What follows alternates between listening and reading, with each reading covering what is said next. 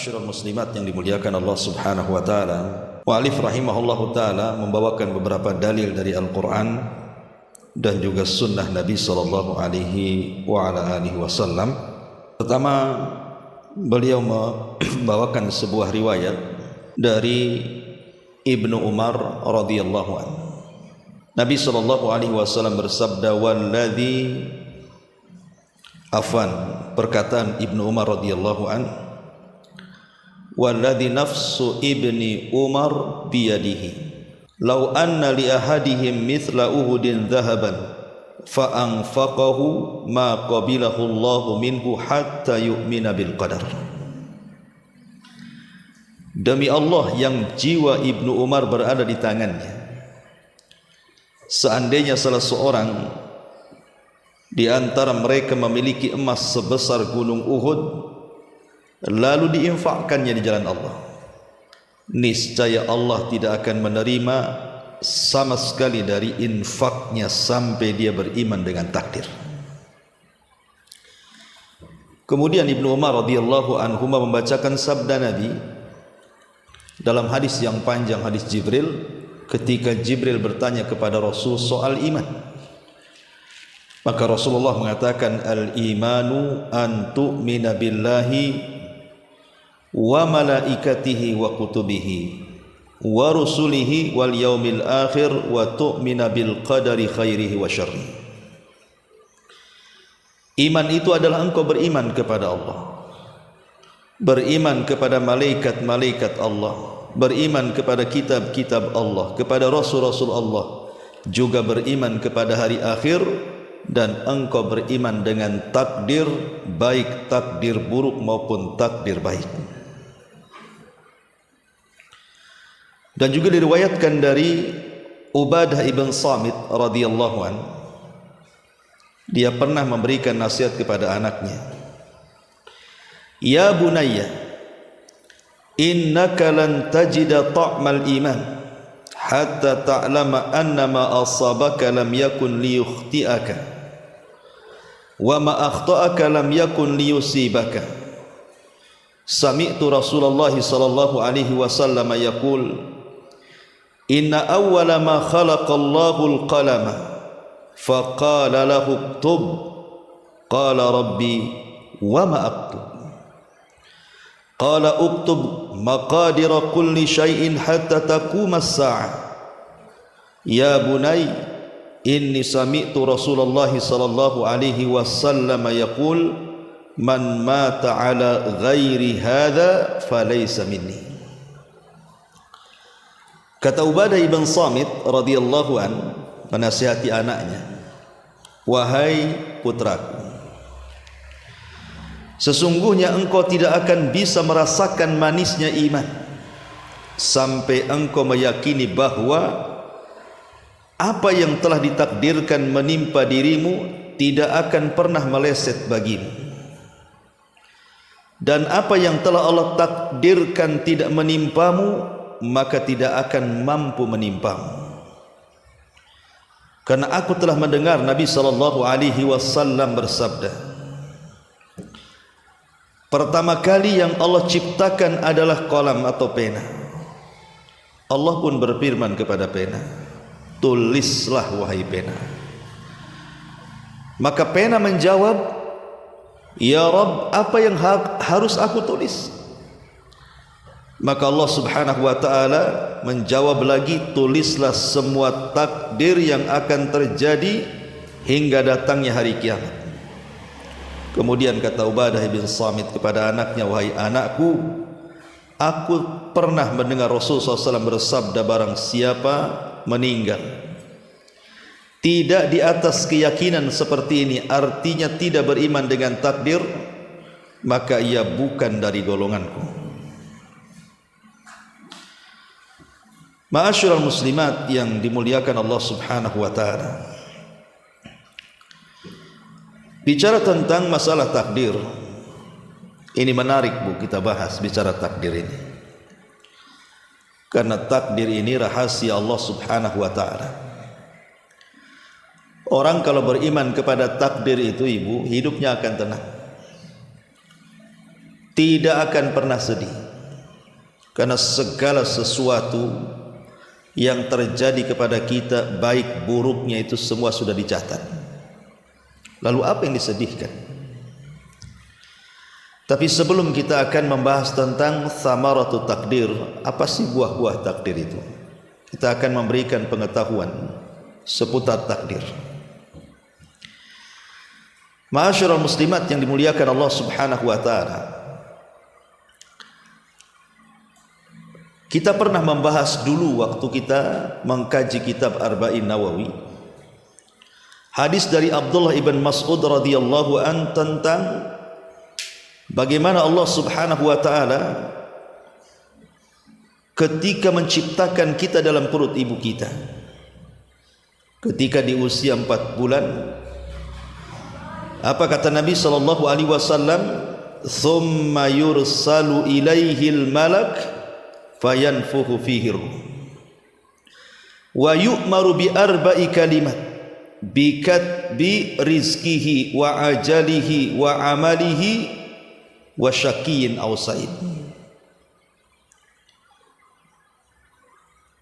Kata Nabi sallallahu alaihi wasallam, maka Allah utus malaikat ketika janin berusia 4 bulan itu, kemudian meniupkan ruh dan mencatat segala takdir dia. Malaikat ini kemudian mencatat kepadanya pertama rizkinya. Jadi rizki sudah dicatat malaikat ketika kita masih dalam perut ibu kita. Kemudian yang kedua, ajal kita. Kemudian yang ketiga, amal kita.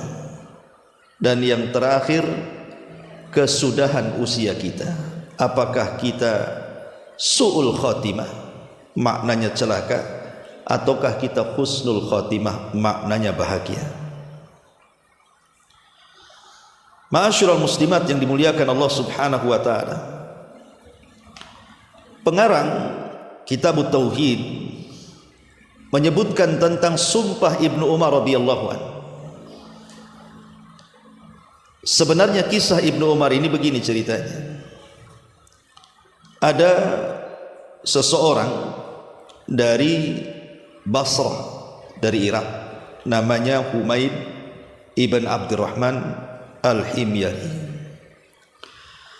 Humaid ibn Abdurrahman Al-Himyari ini berdua bersama Yahya ibn Ya'mur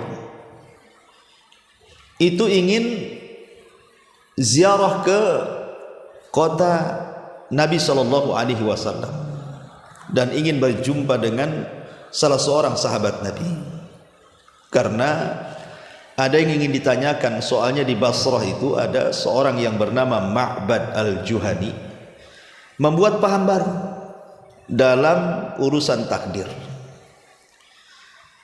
di mana Ma'bad al-Juhani itu Allah berikan kecerdasan tapi menyimpang akidah dalam bab takdir. Dia mengingkari tentang catatan Allah Subhanahu wa taala. Jadi Allah tidak akan pernah mencatat sebelum hamba-hambanya berbuat.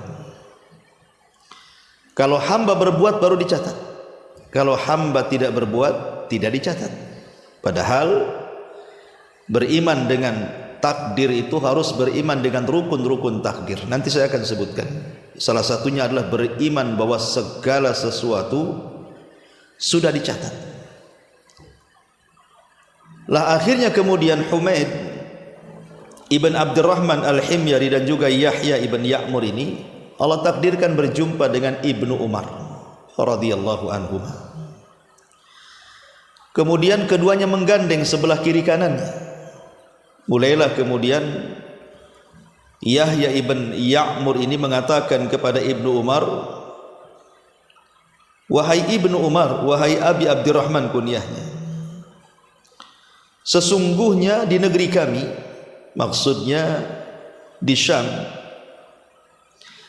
"innahu qad dhahara kibalana nasun yaqra'una al-Qur'an."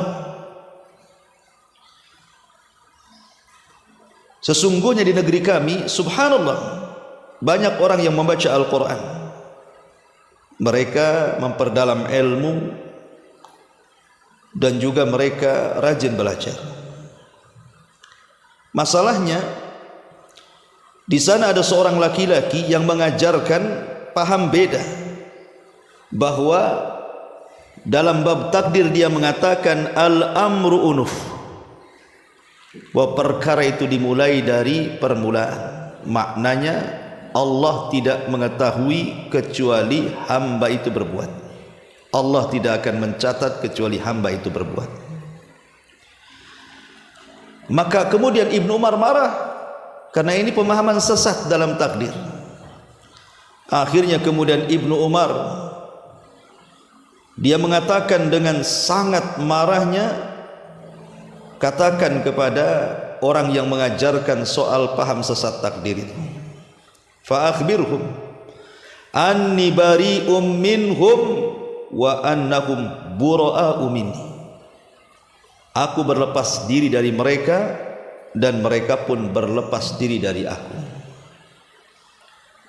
karena mereka sudah mengingkari satu di antara rukun-rukun iman, tidak mengimani dengan lengkap soal takdir, sesat dalam bab takdir. Dari sinilah dia bersumpah, demi yang jiwa Ibnu Umar di tangannya, kalau seandainya mereka menginfakkan gunung Uhud emas itu, maka Allah tidak akan pernah menerimanya sampai mereka beriman dengan takdir. Begitulah sebab perkataan Ibnu Umar. Kemudian Ibnu Umar menukilkan sebuah riwayat dari ayahnya Umar bin Khattab, hadis yang panjang yang disebut dengan hadis Jibril, sampai ketika Jibril bertanya soal iman, salah satunya Rasul mengatakan antu minabil qadari khairihi wa syarri, engkau beriman dengan takdir, baik takdir buruk ataupun takdir baik. Ma'asyiral muslimat yang dimuliakan Allah Azza wa Jalla, maka dari sini kita tahu bahwa beriman dengan takdir itu adalah bagian daripada beriman dengan rukun iman. Tidak boleh seorang mukmin kecuali harus beriman dengan takdir, bahwa Allah telah mentakdirkan kepada kita semuanya. Tidak ada yang luput dari takdir Allah. Inna kulla syai'in khalaqnahu biqadar, kata Allah. Sesungguhnya segala sesuatu kami sudah ciptakan atas takdir Allah Azza wa Jalla. Satu waktu Nabi Adam alaihi salatu wassalam berdebat dengan Nabi Musa. Soalnya adalah Musa berkata kepada Adam, anta Adam alladhi akhrajatka khati'atuka minal jannah. Engkau Adam, kesalahanmu yang membuat engkau keluar dari surga, sehingga kami yang harusnya di sorga ikut-ikut pula turun ke dunia, kata Musa. Jadi Nabi Musa menyalahkan Adam. Tapi Nabi Adam berhujjah dan mengatakan, ya Musa, anta Musa alladhi istafaqallah birisalatihi wa bikalami. Engkau kan Musa, Allah telah pilih engkau dengan kerasulannya dan dengan kalamnya. Summa talumuni ala amrin qad qudira alaihi. Kenapa kau mencela aku? Bukankah aku turun dari sorga itu karena sudah ditakdirkan? Kemudian Nabi Adam mengatakan, ingat engkau itu punya Taurat, dan Tauratmu sudah dicatat sebelum aku diciptakan. Dan dalam Tauratmu ada kata-kata, maka Adam akan bermaksiat kemudian akan turun dari sorga. Seolah-olah Adam mengatakan, kalau seandainya dalam Tauratmu tidak ada kata-kata seperti itu, tentu aku tidak diturunkan dari sorga. Jangan salahkan aku, salahkan Tauratmu. Maka Adam pun kemudian berhasil mendebat Nabi Musa alaihi salatu wassalam. Jadi begini, Nabi Musa alaihi salatu wassalam menyalahkan Nabi Adam karena Nabi Adam itu bermaksiat, memakan buah larangan, akhirnya diturunkan dari surga. Jadi Musa mengatakan, gara-gara kamu, begitu bahasa, gara-gara kamu wahai Adam, kami akhirnya tidak tinggal di surga, kami pula akhirnya jadi turun ke dunia penuh dengan berbagai macam bala di dunia. Beda dengan sorga penuh dengan nikmat. Kalau bukan karena kamu bermaksiat, tentu kami tidak akan ke dunia, kata Musa. Maka Adam mengatakan, hai Musa, Allah sudah pilih engkau loh. Kau jadi nabi, jadi rasul, dan engkau orang yang banyak bicara dengan Allah. Peristiwa yang aku alami, aku diturunkan dari sorga ke bumi ini, itu sudah dicatat sebelum aku diciptakan. Artinya bahwa kalau seandainya tidak ada catatan bahwa Adam akan turun ke bumi, enggak mungkin Adam turun dari sorga. Karena sudah dicatat, itulah sebelum aku diciptakan sudah dicatat duluan. Makanya inilah memang begini takdirnya aku harus turun ke dunia. Dan itu tercatat dalam Taurat. Ma'asyiral muslimat yang dimuliakan Allah Subhanahu wa taala, tidak bisa orang itu menyalahkan seseorang berhujah dengan takdir. Ataupun kita bermaksiat tiba-tiba berhujah dengan takdir. Umpamanya ada seorang LGBT yang melakukan homoseksual, kemudian kita katakan tobat. LGBT itu penyakit, itu kerjaannya kaum Lut, nanti diazab Allah. Terkadang mereka ngomong apa? Ah, ini sudah takdir, katanya. Saya jadi LGBT lo sudah takdir, katanya. Jadi jangan salahkan, nanti kalau ada waktunya tobat, saya tobat kalau sudah takdirnya berubah, katanya. Tidak bisa orang itu berdalil dengan takdir untuk kemaksiatan kepada Allah Azza wa Jalla. Ma'asyiral muslimat yang dimuliakan Allah Subhanahu wa taala. Kemudian kita tahu bahwa rukun takdir itu ada 4 pun. Ini harus diimani. Kalau orang paham dengan rukun takdir ini, insya Allah hidupnya akan tenang.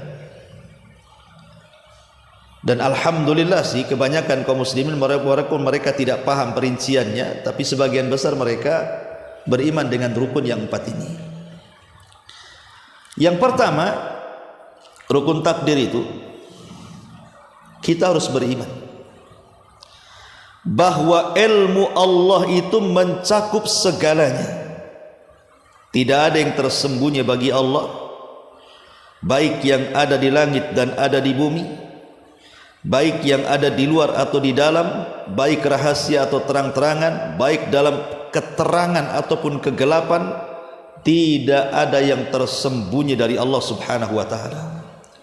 Allah itu meliputi segala sesuatu pengetahuannya. Innallaha bikulli syai'in alim. Allah itu atas segala sesuatu maha mampu, maha mengetahui. Allah atas segala sesuatu maha mengetahui. Artinya tidak ada satu perkara pun yang tidak diketahui Allah. Semua Allah tahu. Sampai Allah Subhanahu wa taala berfirman dalam Al-Qur'an, wa indahu mafatihul ghaib la ya'lamuha illahu wa ya'lamu ma fil barri wal bahri wa ma tasqutu min waraqatin illa ya'lamuha wa la habbatin fid dhulumatil ardi wa la ratbin wa la yabisin illa fi kitabim mubin. Dan kunci-kunci semua yang gaib itu ada pada Allah. Tidak ada yang mengetahui selain Dia saja. Dia mengetahui apa yang ada di daratan, Dia mengetahui apa yang ada di dalam lautan. Tidak ada sehelai daun pun yang gugur yang tidak diketahui Allah. Tidak ada sebutir biji pun dalam kegelapan bumi, dan tidak pula sesuatu yang basah ataupun yang kering. Semua sudah diketahui Allah, dan semua sudah dicatat di Lauhil Mahfuz. Jadi Allah Subhanahu wa taala itu, kita harus meyakini ilmu Allah itu meliputi segalanya. Ini rukun takdir yang pertama yang harus kita pahami tentang ilmu pengetahuan Allah, bahwa Allah itu atas segala sesuatu maha mengetahui. Tidak ada yang tersembunyi bagi Allah. Sehelai daun pun di tengah malam yang jatuh Allah tahu. Bahkan Allah mengatakan, innahu ya'lamul jahra wa ma yakhfa. Allah tahu yang terang dan yang tersembunyi. Fa innahu ya'lamu sirra wa akhfa. Allah tahu yang sir, yang tidak tampak ataupun yang tampak. Bahkan Allah tahu mata-mata yang khianat. Mata-mata yang khianat ta'lamu kha'inatal a'yun wa ma tukhfi sudur, ataupun yang kita sembunyikan dalam dada kita. Ya'lamu kha'inatal a'yun wa ma tukhfi sudur, dia mengetahui pandangan mata-mata yang khianat dan apa yang terselubung dalam dada-dada manusia. Allah tahu si fulan hasad, si fulan dendam, si fulan benci, si fulan marah, si fulan senang, si fulan cinta. Allah tahu, kita tidak tahu. Nampak dia senyum-senyum di hadapan ibu, rupanya dia sedang merencanakan keburukan sama ibu kan. Kita tidak tahu maksudnya apa, karena kita tidak bisa memprediksi hati orang. Tapi Allah tahu isi hati orang itu. Apakah orang ini pendendam, pemarah, pemaaf? Allah tahu semuanya. Makanya rukun takdir yang pertama, yakini bahwa ilmu Allah itu menjangkau semuanya. Maka apabila manusia ragu-ragu akan ilmu Allah, seolah ada sesuatu yang tidak diketahui Allah, dia bisa kafir misalnya. Makanya Imam Malik dan juga Imam Syafi'i pernah mengatakan terhadap kelompok sesat Qadariyah, nadhirul qadariyata bil ilmi fa in aqarru bihi khasim wa in jahaduhu kafir. Nadhirul qadariyah, debat orang-orang Qadariyah itu bil ilmi, suruh menetapkan pengetahuan Allah. Kalau mereka fa in aqarru, kalau mereka mau menetapkan ilmu Allah, debat mereka. Tapi kalau mereka menentang ilmu Allah, kafirkan saja. Ya, jadi orang yang ragu-ragu di sana ada sesuatu yang luput dari Allah Subhanahu wa taala, bisa kufur hukumnya. Ini yang pertama. Yang kedua, mengimani bahwa Allah telah menulis sebagian pengetahuannya, belum semuanya. Jadi sebagian pengetahuan Allah itu sudah dicatat, Bu, di Lauhil Mahfuz. Sebagaimana hadis Abdullah ibn Abbas radhiyallahu anhuma, saat Abdullah ibn Abbas radhiyallahu anhuma itu dia dibonceng oleh Nabi sallallahu alaihi wasallam. Ada mic-nya. Jadi Abdullah ibn Abbas radhiyallahu anhuma,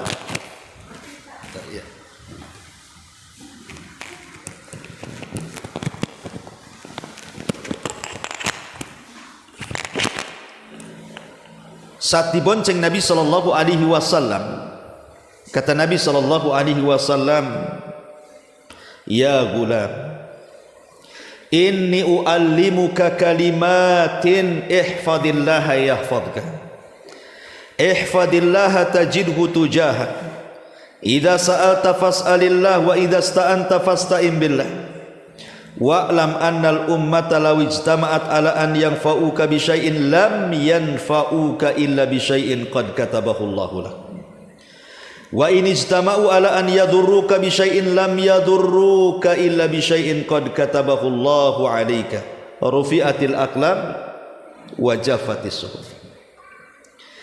Kata Rasul kepada Abdullah ibn Abbas radhiyallahu anhuma, wahai anak muda, maukah ku ajarkan kau beberapa kalimat? Jaga Allah, Allah akan jaga kamu.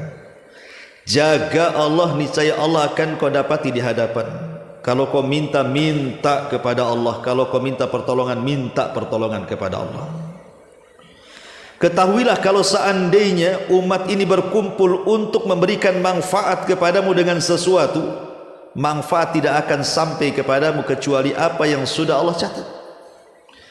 Ataupun kalau manusia berkumpul untuk mencelakakan kamu, maka tidak akan mungkin kau celaka kecuali kecelakaan itu sudah dicatat. Kenapa? Karena kolam sudah diangkat dan suhuf sudah kering. Artinya di sana ada yang mencatat dan di sana ada yang dicatat.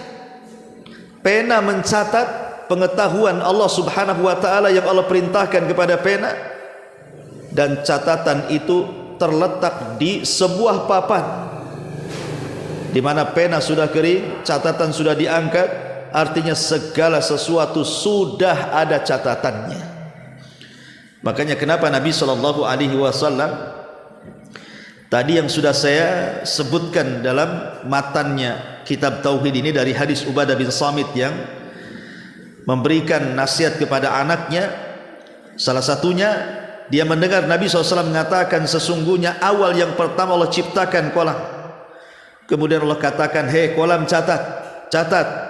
Kata kolam, ya Rabb, apa yang harus aku catat? Kata Allah, catat segala sesuatu yang akan terjadi sampai dibangkitkan kiamat. Maka yang kedua, mengimani Allah telah mencatat sebagian ilmunya di Lauhil Mahfuz. Ma'asyiral muslimat yang dimuliakan Allah Subhanahu wa taala. Makanya Allah Subhanahu wa taala menyebutkan dalam surah Al-Hadid ayat 22, ma asaba min musibatin fil ardi wala fi anfusikum illa fi kitabin min qabli an nabra'aha inna dzalika 'ala Allahi yasir. Tidak ada satu bencana pun yang menimpa di bumi dan tidak pula pada dirimu, melainkan telah dicatat di Lauhil Mahfuz sebelum kami menciptakannya. Sungguh yang demikian itu mudah bagi Allah Azza wa Jalla.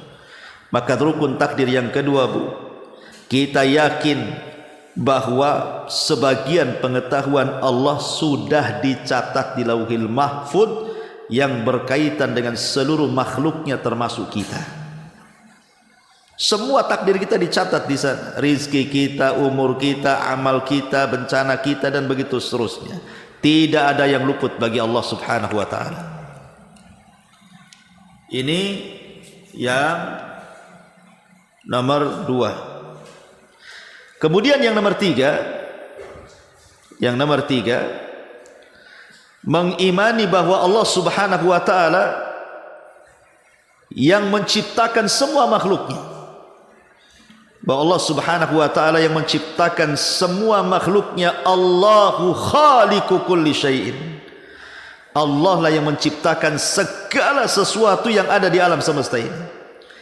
Tidak ada satupun yang luput dari ciptaan Allah Subhanahu wa taala.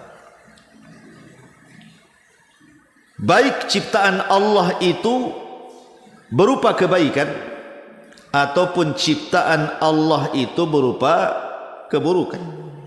Allah itu menciptakan segalanya. Baik ciptaannya buruk dianggap oleh kita atau ciptaannya dianggap baik oleh kita. Ya. Ma'asyiral muslimat yang dimuliakan Allah Subhanahu wa taala, tetapi ada catatan. Ketika Allah Subhanahu wa taala menciptakan keburukan, bukan berarti Allah melakukan keburukan ataupun Allah memerintahkan keburukan. Tidak. Allah hanya menciptakan keburukan itu dan Allah tidak pernah melakukan keburukan, bahkan memerintahkan keburukan. Lalu kenapa Allah menciptakan keburukan? Allah menciptakan keburukan itu untuk ujian bagi kita manusia. Alladzi khalaqal mauta wal hayata liyabluwakum ayyukum ahsanu amala. Dialah yang menciptakan ada kematian, ada kehidupan, agar Allah menguji kalian mana di antara kalian yang paling baik amalannya. Jadi ketika Allah Subhanahu wa taala menciptakan keburukan itu bukan berarti Allah melakukan keburukan ataupun memerintahkan keburukan. Tidak. Allah menciptakan keburukan itu hanya untuk ujian bagi manusia. Iblis itu adalah ra'sus syarri, kan Bu ya. Iblis itu adalah pusat daripada keburukan manusia. Siapa yang menciptakan iblis, Bu? Allah. Karena iblis sendiri yang ngomong dalam Quran itu. Ketika Allah mengatakan qala ma mana'aka alla tasjuda id amartu. Hei iblis, kenapa kau tidak sujud ketika aku perintahkan sujud? Kata iblis, ana khairum minhu khalaqtani min narin wa khalaqtahu min tin. Ya Rabb, loh, aku lebih baik daripada Adam. Kau ciptakan aku dari api dan kau ciptakan Adam dari tanah. Lihat, kata iblis, kau ciptakan aku. Menunjukkan iblis itu yang menciptakan siapa? Allah. Iblis baik atau tidak? Tidak. Berarti Allah juga menciptakan yang baik, Allah juga menciptakan yang tidak baik, semisal iblis. Ya. Ma'asyiral muslimin, muslimat yang dimuliakan Allah Subhanahu wa taala. Dari sini kita katakan bahwa segala sesuatu baik itu baik ataupun buruk semua yang menciptakan Allah. Tidak ada serikat dalam penciptaan selain daripada Allah, dan tidak ada yang menciptakan kecuali Allah subhanahu wa ta'ala. Ma'asyiral muslimat yang dimuliakan Allah azza wa jalla, ini rukun yang ketiga, Bu ya. Kemudian rukun yang terakhir yang harus kita imani dengan rukun-rukun takdir itu adalah mengimani bahwa segala kejadian di alam semesta ini tidak mungkin terjadi kecuali karena kehendak Allah. Segala sesuatu yang terjadi di alam semesta ini, termasuk dalam kehidupan kita, entah kita kaya, kita miskin, kita sedih, kita bahagia, kita bercampur, kita berpisah, kita menangis, kita tertawa, dan begitu seterusnya, itu semua tidak lepas dari kehendak Allah.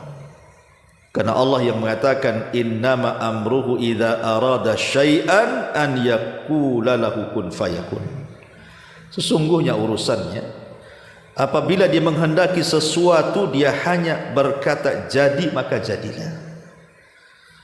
Wa ma tasyauna illa an yasha Allahu rabbul alamin. Dan kamu tidak dapat menghendaki menempuh jalan itu kecuali karena Allah yang berkehendak. Wa ma tasyauna illa ayyasha Allah. Ma'asyiral muslimat yang dimuliakan Allah azza wa jalla, dan kehendak Allah itu pasti terjadi. Kalau Allah menghendaki sesuatu, tidak mungkin tidak terjadi, wajib terjadi kalau Allah mau. Karena apapun yang Allah kehendaki pasti terjadi walaupun kita tidak menghendakinya. Apapun yang kita kehendaki mustahil terjadi kalau Allah tidak menghendakinya. Masya Allahu kana walau lam yasha'an nas wa ma yasha'un nas lam yakun illa idza sya'allah. Kata ulama, apa yang Allah kehendaki pasti terjadi walaupun manusia tidak menghendakinya. Tapi apa yang dikehendaki manusia mustahil terjadi kecuali kalau Allah berkehendak kejadiannya. Ma'asyiral muslimat yang dimuliakan Allah azza wa jalla, dari sini kita tahu bahwa kehendak Allah itu pasti terjadi. Tetapi ada yang Allah tidak kehendaki, ada yang Allah kehendaki. Seperti Allah subhanahu wa ta'ala mengatakan, liman sya'a minkum an yastaqim wa ma tasyauna illa ayyasha Allahu rabbul alamin. Bagi sesiapa di antara kamu yang mau menempuh jalan yang lurus, dan kamu tidak dapat menghendaki menempuh jalan itu kecuali apabila dikehendaki Allah Tuhan semesta alam. Artinya, kalau Allah mau, semua manusia itu pasti berada di jalan yang lurus. Tapi kan tidak semuanya. Makanya Allah mengatakan, lau sya'a rabbuka la amana man fil ardi. Kalau Allah berkehendak, semua yang di bumi beriman. Atau lau sya'a lahadakum ajmain. Kalau Allah berkehendak, Allah akan berikan hidayah satu dunia ini. Tidak berat bagi Allah menciptakan manusia seperti malaikat itu, Bu. Kalau Allah mau, kita bisa diciptakan oleh Allah seperti malaikat. Wa yaf'aluna ma yu'marun. Senantiasa berbuat apapun yang Allah perintahkan. Tetapi Allah tidak berkehendak seperti itu kan. Kita bukan malaikat. Tapi kalau Allah mau jadikan kita malaikat, bisa. Mana enggak bisa?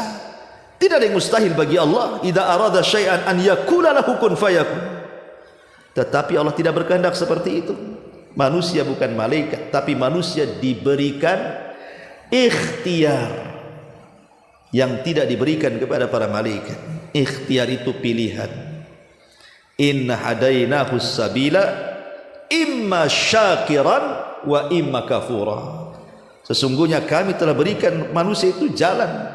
Ada jalan yang baik, ada jalan yang buruk, ada jalan yang syukur, ada jalan yang kufur. Wa amma thamud fahadainahum fastahabbul ama 'alal huda. Seperti kaum Tsamud, kami berikan hidayah, kami utus Rasul Nabi Hud kepada mereka, bukannya memilih petunjuk, malah buta dari petunjuk. Ma'asyiral muslimat yang dimuliakan Allah Subhanahu wa taala. Dari sini kita tahu bahwa tidak ada satupun yang terjadi di alam semesta ini kecuali karena kehendak Allah.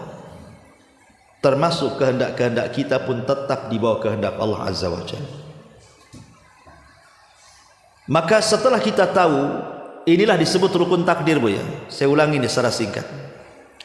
Rukun takdir itu satu, beriman bahwa Allah mengetahui segala sesuatu yang ada di alam semesta, di langit dan di bumi, tersembunyi atau terangnya. Yang kedua, Allah Subhanahu wa taala sudah mencatat sebagian ilmunya di sebuah papan yang disebut dengan Lauhil Mahfuz.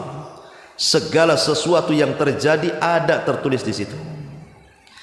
Yang ketiga, Allah adalah zat yang menciptakan segala sesuatu yang terjadi di alam semesta ini, semua ciptaan Allah, baik itu yang buruk ataupun yang baik. Dan segala sesuatu itu tidak lepas dari kehendak Allah Subhanahu wa taala. Ini disebut rukun takdir. Nanti apa kaitannya? Kenapa kemudian rukun takdir harus ada 4 ini? Nanti kita akan nyambung ketika kita bicara tentang keutamaan dan buah takdir itu. Ma'asyiral muslimat yang dimuliakan Allah Subhanahu wa taala, kalau ada orang yang ngomong seperti ini, kalau ada orang ngomong seperti ini, Allah kan mengetahui dengan ilmunya bahwa si Fir'aun itu akan kafir, Abu Jahal itu akan kafir, Abu Lahab itu akan kafir. Allah kan tahu dengan pengetahuannya bahwa orang-orang ini pasti kafir di bumi, ya. Kemudian setelah Allah tahu orang ini kafir, maka Allah akan catat tuh si anu kafir. Dengan pengetahuan si anu akan kafir, akhirnya dicatat. Ya.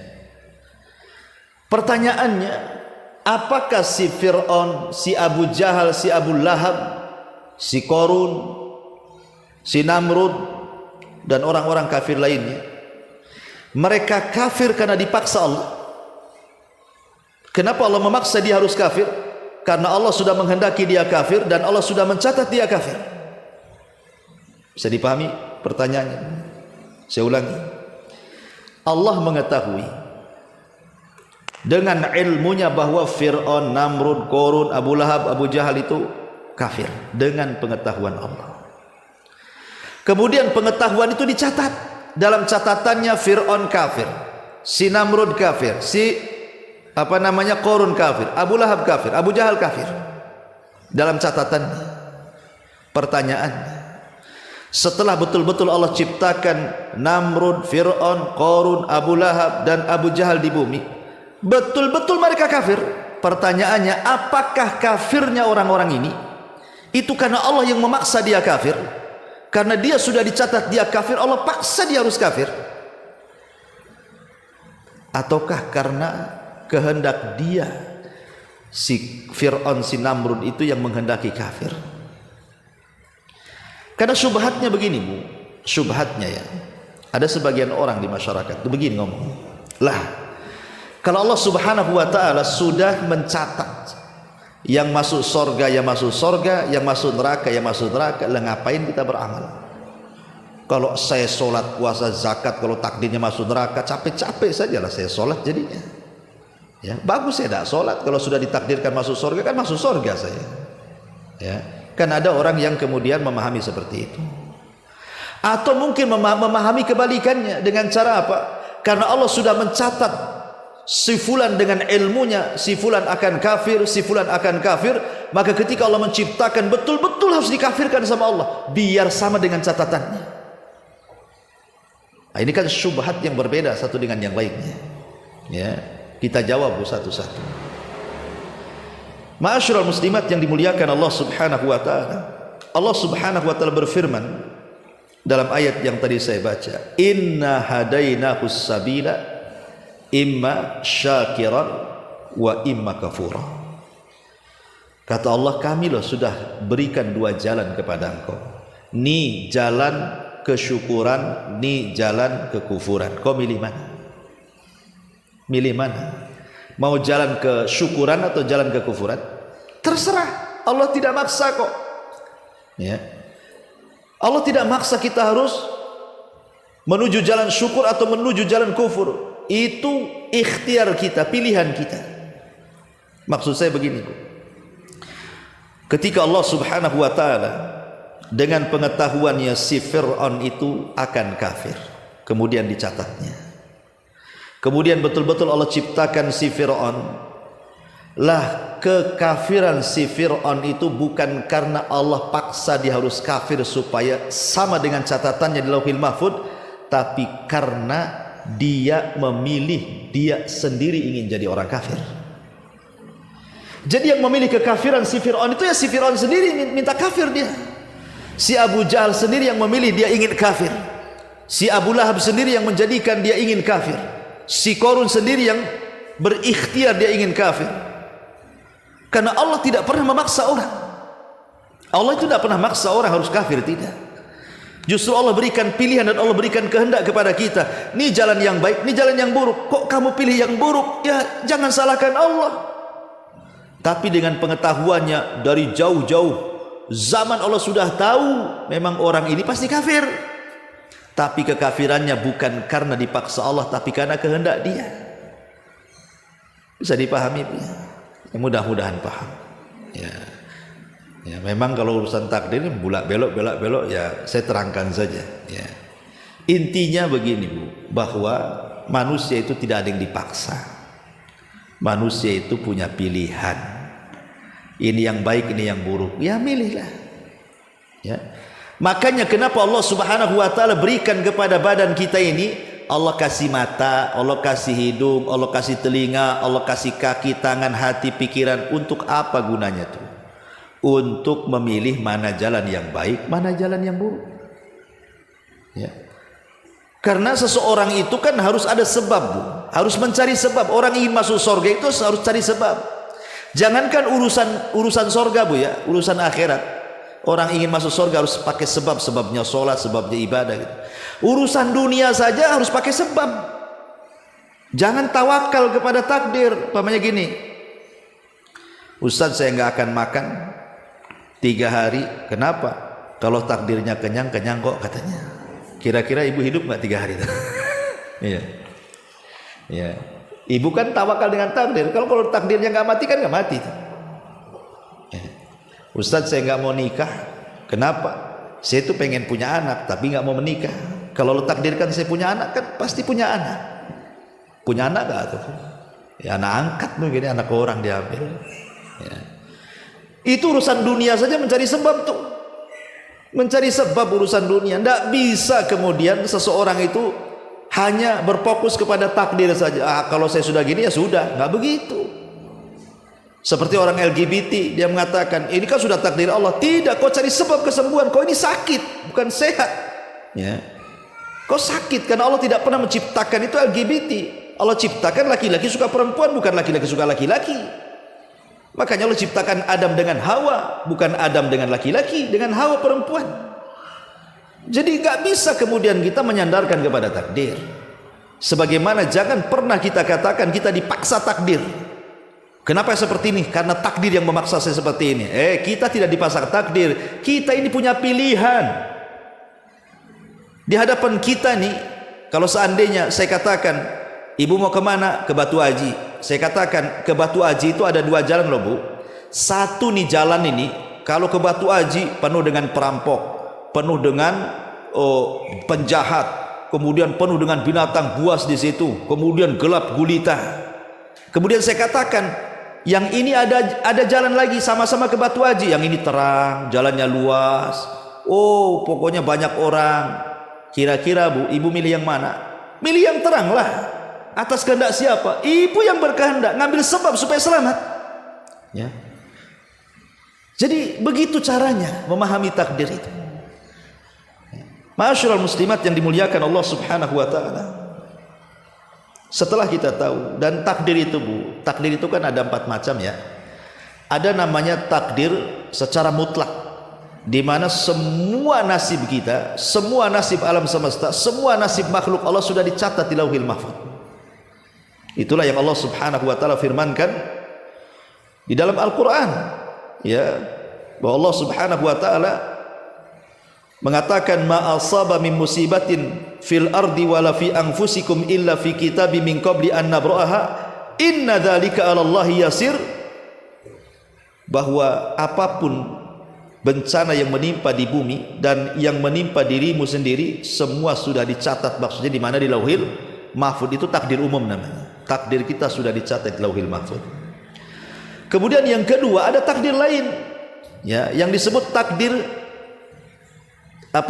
takdir umri, takdir umur. Kapan itu? Saat kita berada di perut ibu kita. Malaikat mencatat rizki kita, mencatat ajal kita, mencatat amal kita, dan mencatat akhir kehidupan kita bahagia atau celaka. Itu namanya takdir umri namanya. Kemudian yang ketiga ada namanya takdir sanawi, takdir tahunan, dan itu di malam Lailatul Qadar. Jadi Allah Subhanahu wa taala mendaur ulang takdir kita setahun itu. Di malam Lailatul Qadar fiha yufraqu kullu amrin hakim. Di malam itu kami daur ulang lagi itu takdir-takdir manusia. Dan ada namanya takdir harian, fi kulli yaumin huwa fi sya'an. Setiap hari Allah sibuk dengan hambanya. Terkadang Allah menghidupkan, Allah mematikan. Allah membuat sakit, Allah membuat orang itu sehat, Allah membuat orang itu kaya, Allah membuat orang itu miskin, Allah membuat orang ini sedih, orang membuat orang ini bahagia, orang membuat orang ini tertawa, orang membuat orang ini, Allah membuat orang ini menangis, dan begitu seterusnya. Allah sibuk ya mengurus hambanya, dan kita lihat itu hari-hari ada orang mati, ada orang hidup, melahirkan, dan begitu seterusnya. Ya, lah ini semua adalah disebut dengan taksimul qadar. Ya, pembagian takdir. Ada takdir yang umum di Lauhul Mahfuz, ada takdir umri di dalam perut ibu kita, ada takdir tahunan di malam Lailatul Qadar, dan ada takdir di setiap hari. Allah itu sibuk dengan hamba-hambanya. Fi kulli yaumin huwa fi sya'an. Setiap hari Allah itu sibuk. Ya. Yang ingin saya utarakan ini yang paling penting ya. Setelah kita mengkaji dari awal sampai akhir, emboh paham atau tidak ibu-ibu, pokoknya sudahlah dari awal sampai akhir sudah cerita saya. Sekarang masuk, apa sih pentingnya? Pentingnya seseorang itu beriman dengan takdir itu apa pentingnya? Perhatikan firman Allah Subhanahu wa taala. Allah Subhanahu wa taala berfirman di dalam Al-Qur'an, "Ma asaba min musibatin fil ardi wala fi anfusikum illa fi kitabim min qabli an nabra'aha inna dzalika 'ala Allahi yasir likaila tas'au 'ala ma fatakum wala tafrahu bima atakum wallahu yuhibbu kulla mukhtalin fakhur." Setiap bencana yang menimpa di bumi dan yang menimpa kepada dirimu sendiri semuanya telah dicatat di Lauhil Mahfuz sebelum kami ciptakan dia. Sungguh yang demikian itu mudah bagi Allah. Agar kamu, di sini syahidnya Bu, dengarkan. Agar kamu tidak bersedih hati terhadap apa yang luput dari kamu, dan agar kamu tidak terlalu gembira terhadap apa yang diberikan kepadamu, dan Allah tidak menyukai orang-orang yang sombong dan membanggakan. Maksudnya begini Bu, orang kalau betul-betul beriman dengan takdir bahwa segala sesuatu tidak luput dari pengetahuan Allah, segala sesuatu tidak luput dari catatan Allah, segala sesuatu tidak mungkin terjadi karena Allah yang menciptakannya, segala sesuatu tidak mungkin terjadi kecuali karena kehendaknya, hati kita tenang. Ketika Allah Subhanahu wa taala memberikan musibah kepada kita, kita tidak terlalu sedih. Kaila ta'sau 'ala ma fatakum.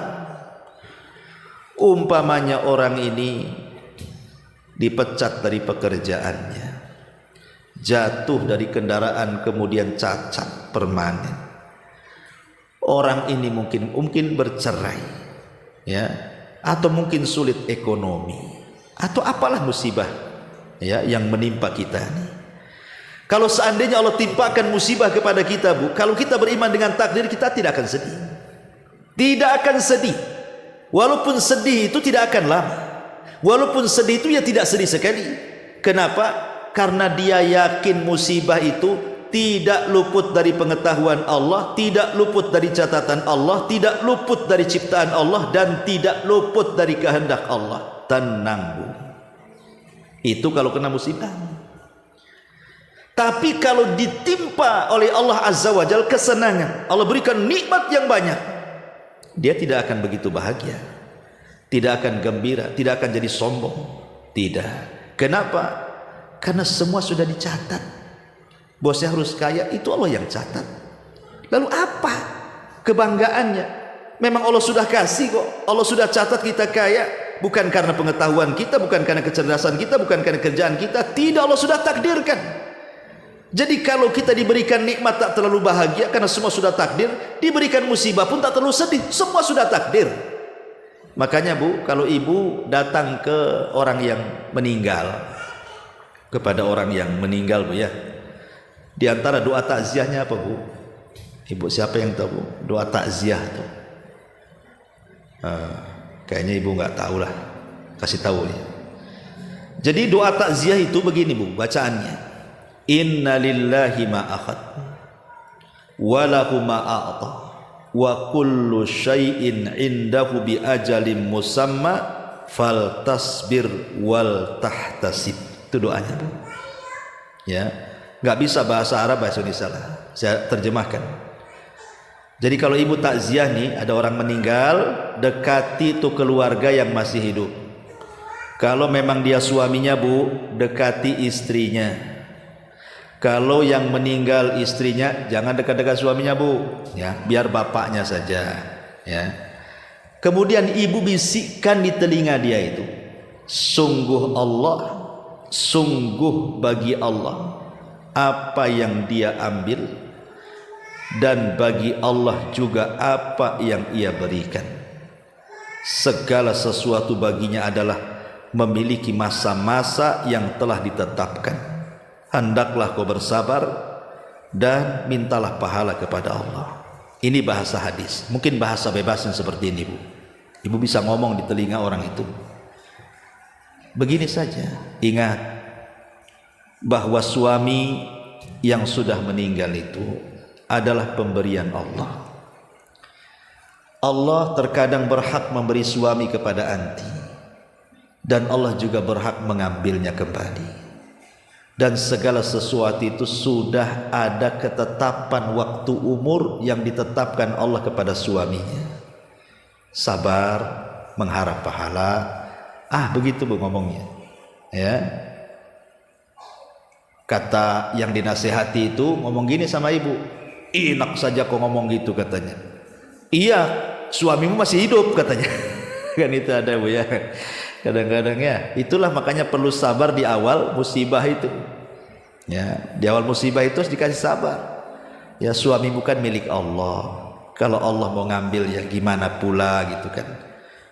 Apalagi orang itu kan sudah jelas-jelas ada waktu usianya. Mungkin sudah ajalnya dia itu, waktunya meninggal dipanggil Allah. Bersabar ya. Ya, semoga Allah memberikan pahala akan kesabaranmu. Seperti itu. Tapi lihat bagaimana isi doa yang diajarkan Rasul. Rasul mengaitkan dengan apa? Bahwa ajal seseorang itu sudah ditakdirkan. La yastakhiruna sa'atan wala yastaqdimun.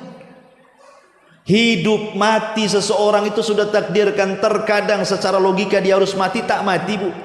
Ada orang Bu, itu jatuh dari lantai 5 Bu. Jatuh dari lantai 5, dia tukang bangunan, jatuh dari bangunan lantai 5. Logika Bu, kalau dia jatuh dari lantai 5 Bu, kalau tidak mati cacat permanen lah dia tuh. Gedebuk dia jatuh dari ketinggian Bu. Ketika dia jatuh bangun lagi Bu, rupanya dia jatuh di atas kasur.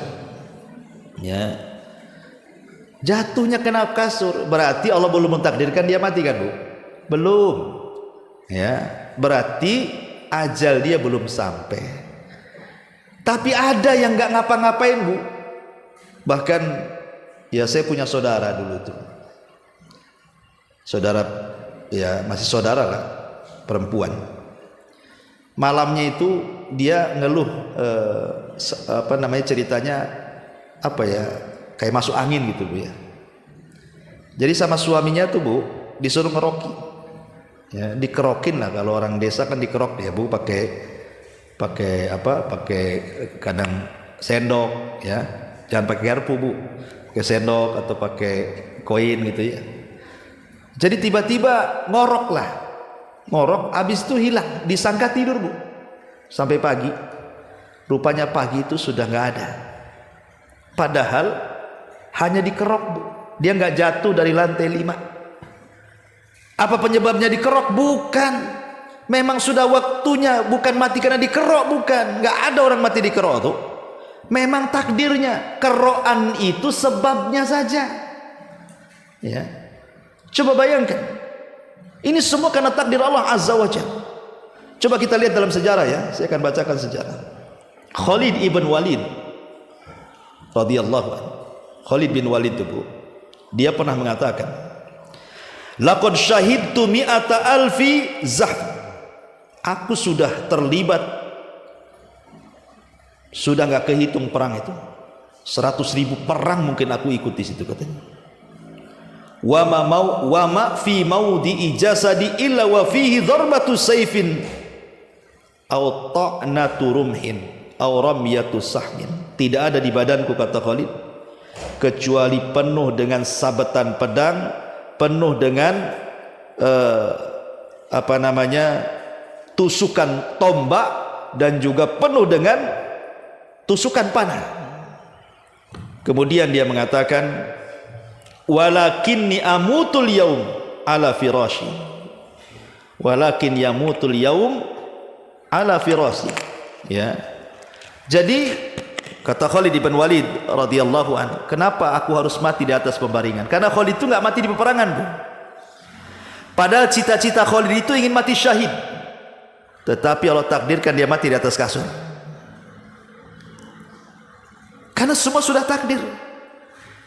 Lalu kenapa Khalid bin Walid, orang yang paling berani, kok bisa mati di atas kasur itu loh, Bu?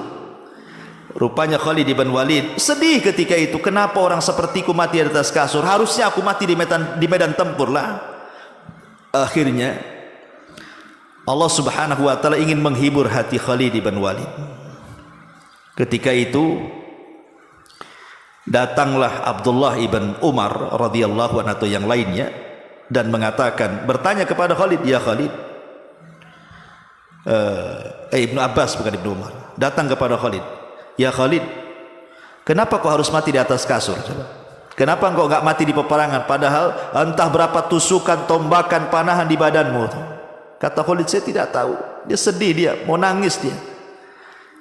Karena Nabi sallallahu alaihi wasallam mengatakan bahwa engkau adalah saifun min suyufillah. Engkau adalah pedang dari pedang-pedang Allah, dan pedang Allah tidak mungkin bisa dipatahkan di peperangan. Makanya Allah tidak izinkan kau mati di peperangan, tapi Allah izinkan kau mati di atas kasur. Dan niatmu ingin berjihad itu sudah dianggap mati syahid, walaupun mati di atas kasur. Lihat, takdir kan, Bu. Siapa yang tidak kenal Khalid? Kenapa dia mati di atas kasur? Sudah takdirnya begitu.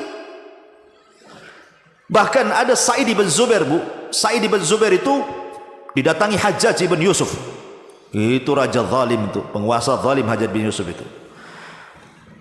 Kata Hajjaj bin Yusuf kepada Sa'id bin Zubair itu, "Hei Sa'id, saya akan bunuh engkau dengan siksaan yang belum pernah aku siksa manusia sebelum dan setelahnya." Subhanallah. Diancam Sa'id bin Zubair itu, Bu. Tapi Sa'id bin Zubair itu tidak ada raut takut sama sekali itu. Nggak ada takut-takutnya. Pada sudah jelas-jelas dia terikat di depannya penguasa zalim yang pasti hari itu kalau dia dibunuh pasti mati. Tetapi luar biasa Sa'id bin Zubair mengajarkan tawakal kepada kita, mengajarkan keimanan kepada takdir, seolah-olah dia mengatakan kun la yusibana illa ma kataballahu lana. Katakan tidak ada yang menimpa kita kecuali apa yang ditulis oleh Allah. Akhirnya ketika Hajjaj ini mengancam si Sa'id bin Zubair akan dibunuh dan akan disiksa demikian rupa, apa katanya Sa'id bin Zubair? Lihat kata-katanya, bagi dia biasa, bagi kita luar biasa, Bu. Dia mengatakan, "Hei Hajjaj, kalau seandainya kematianku ada di tanganmu, aku akan jadikan kau Tuhanku dan aku akan sembah dirimu selain daripada Allah Subhanahu wa taala," katanya. Ini kan luar biasa. Kalau seandainya kematianku ada di tanganmu, lau kana mauti fi yadika ya Hajjaj, kalau kematianku ada di tanganmu, la ja'altuka ilahan, aku akan jadikan kau Tuhan, wa a'budu min dunillah, dan aku akan sembah kau selain Allah. Tapi kau bukan Tuhan, kematianku bukan di tanganmu. Inilah tawakal yang luar biasa, beriman dengan takdir luar biasa. Ya, kalau memang belum waktunya mati, belum waktunya mati. Ma'asyiral muslimat yang dimuliakan Allah Subhanahu wa taala. Makanya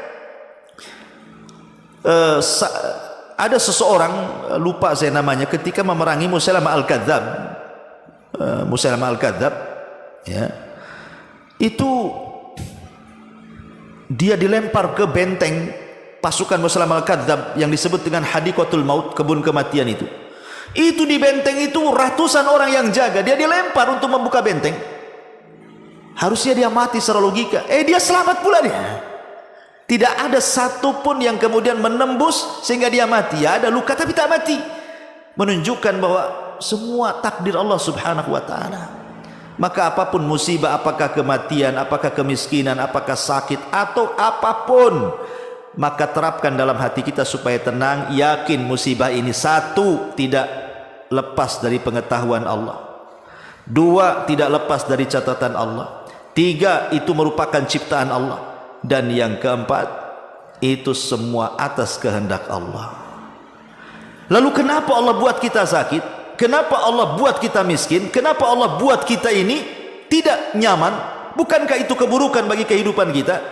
Sekali lagi, Allah tidak hanya menciptakan kebaikan, tapi Allah juga menciptakan keburukan. Tapi Allah tidak pernah melakukan keburukan, dan Allah tidak memerintahkan keburukan. Allah sengaja ciptakan keburukan itu untuk menguji kita.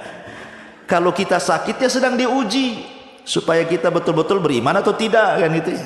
Sabar atau tidak, ikhlas atau tidak, ya jujur atau tidak keimanan kita, ataukah dusta, dan begitu seterusnya dan begitu seterusnya.